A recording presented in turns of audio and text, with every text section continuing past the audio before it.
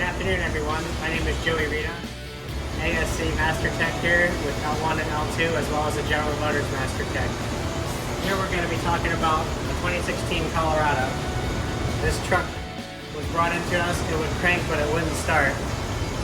And since here at American Import, we're using factory scan tools, factory diagnostic equipment, the same thing the dealership would use, we were able to isolate the problem to being the computer for the engine. We were able to install a new one, as well as program it in-house so the customer could take care of all their concerns in one location.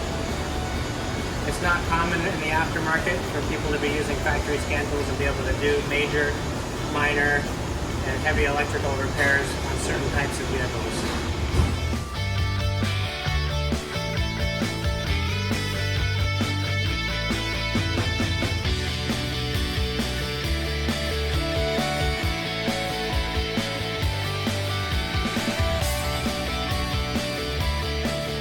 So if you're new to the Venice area and driving a late model General Motors product, looking for an alternative to a dealership maybe, please come give us a shot.